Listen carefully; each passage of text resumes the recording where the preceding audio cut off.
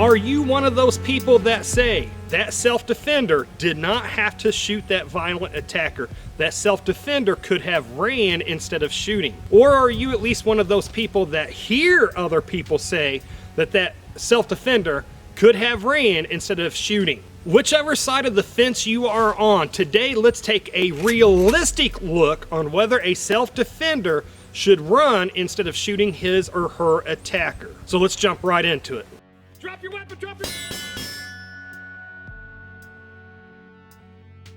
Today, you are going to learn powerful knowledge on the subject of if people that are being violently attacked should run instead of using deadly force or shooting their attacker. But first, really fast, a little background for me for new viewers. I am a 20-year law enforcement veteran, plus I have also unfortunately been forced into a self-defense police action shooting myself, so the information that I give to you today is from real life experience. So if you watch this channel enough, then you realize that I do a lot of self-defense related type of videos along with the prepping videos. And it never ceases to amaze me. Every time I do a video where a self-defense scenario is presented in that video, it never ceases to amaze me that I almost always get comments from somebody saying that that self-defender could have ran in that situation instead of shooting his or her attacker. Now, mind you, in these scenarios, typically the attacker is already pointing a gun at the self-defender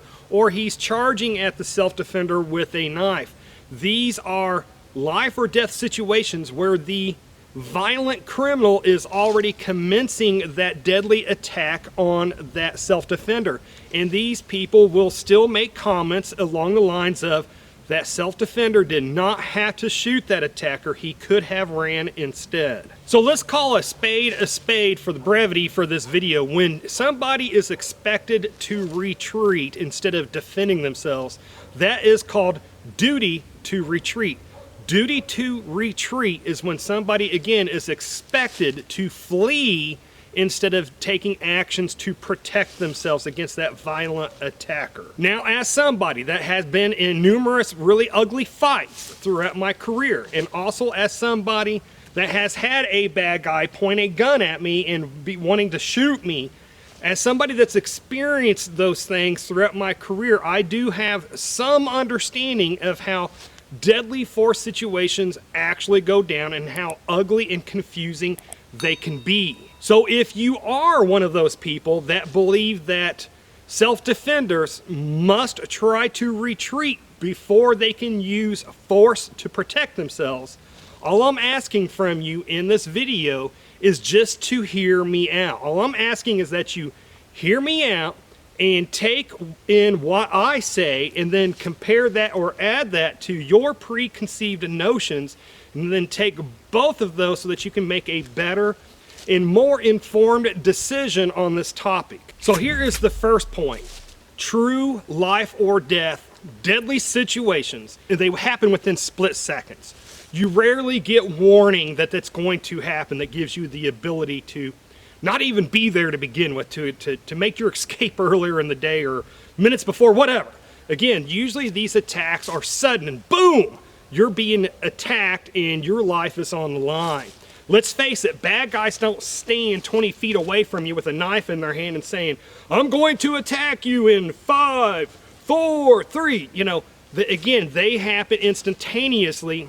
And when that happens, when you have panic mode set in, when you are suddenly fighting for your life, things get confusing. Things happen so fast.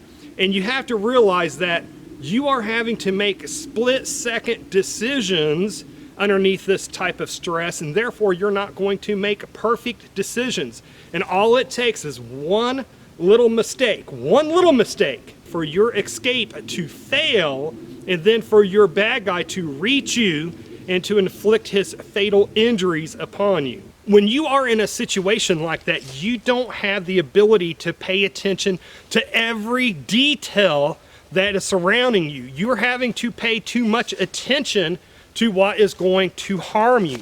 So a simple inch in difference, you can easily miss. It's different than when you're going for a jog. When you're starting to go for a jog, you can look down and you can make sure that you got a good stride and that you're not going to trip over anything.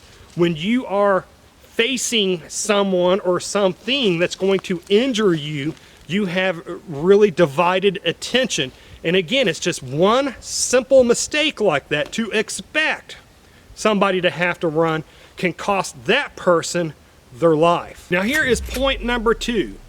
People that expect self-defenders to have the duty to retreat, and also people that hate self-defenders also don't realize this too, is many times they forget when they are judging that self-defender's actions, those people that expect duty to retreat and people that hate self-defenders, what they forget is that when they are watching that video or whatever it is on that self-defense action that happened, they forget that they are watching that video in the safety of their home or wherever they're watching it at. They forget that they are not experiencing the same stress that that self-defender is facing. They forget of how calm that environment is that they are watching that video, and they forget that they are thinking with their analytical part of their brain, whereas the self-defender is thinking with their caveman or their lizard part of their brain. So the person that is harshly judging that self-defender is able to make better decisions about what should have been done because they have the time to weigh out all their options.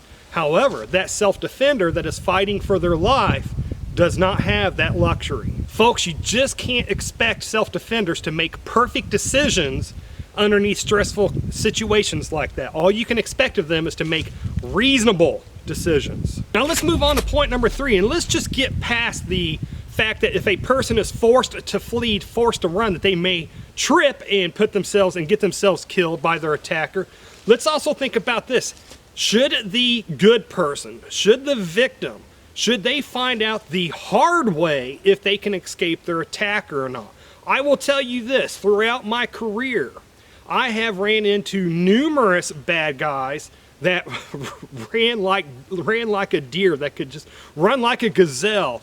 Even though they drank heavy and even though they did drugs and they were very hard on their body, these dudes could run. So we just have to understand that we should not expect the self-defender, the supposed victim, to find out the hard way if he could escape his attacker or not. Folks, as a society, we have to move away from so harshly criticizing the self-defender.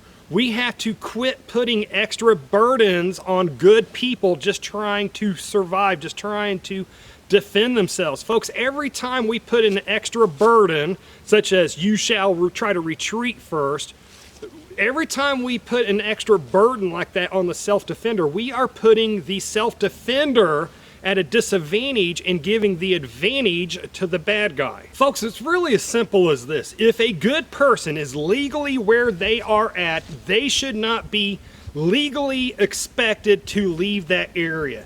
It should be that bad guy, that criminal, that violent attacker that should be expected to leave the area, not the law-abiding citizen. And folks, these people that support duty to retreat, these people vote. These are the type of people that vote in politicians that put duty to retreat laws on the books. They're the type of people that vote in liberal prosecutors that go after self-defenders. They are the type of people that also sit on juries that award thousands or millions of dollars to that bad guy or to that dead bad guy's family that self-defenders end up having to pay out. And folks, when I see comments like this of, well, that self-defender should have ran instead of using deadly force against this attacker, when I see comments like that, it just reinforces to me that there is a large enough population of this society that just does not understand how deadly force situations actually go down, and they just don't understand the realities of, again, deadly force situations.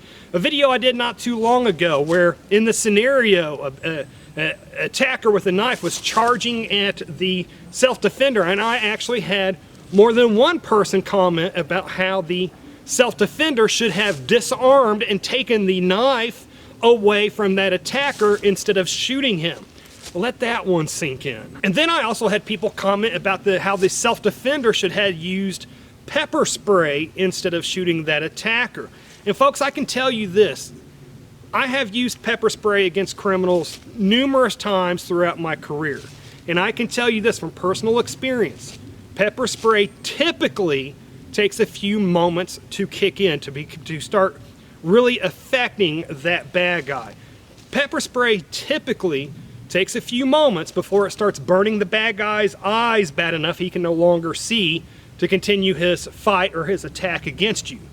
And in those few moments that it takes for that pepper spray to take effect on that bad guy, he is going to slice and dice you up. Now folks, don't get me wrong, I am not saying that we automatically shoot instead of trying to retreat. It is always best to retreat instead of using deadly force if you can safely do so, but it should never be automatically expected of the self-defender. Again, as a society, we need to be putting the onus back on the bad guy, on the violent criminals, instead of the good people. We just need to get back to the old mindset of that criminal played a stupid game and therefore he won a stupid prize. And we need to quit putting burdens on the good people just trying to defend their lives and start putting the consequences back again on the criminals. So comment down below, do you support the stand your ground, which is the opposite of duty to retreat, or do you support duty to retreat? And then if you do support duty to retreat, then how come? And to learn simple and effective firearms training that you can do at home that will really give you the edge if you have a sudden and violent attack against you, then click on the video that should be appearing on the screen just about now to learn that powerful knowledge. Anyways, folks, this is enough internet for me today. I do need to go train. And folks, if you made it this far, hey, thank you very much for watching, and I pray that you have a good night.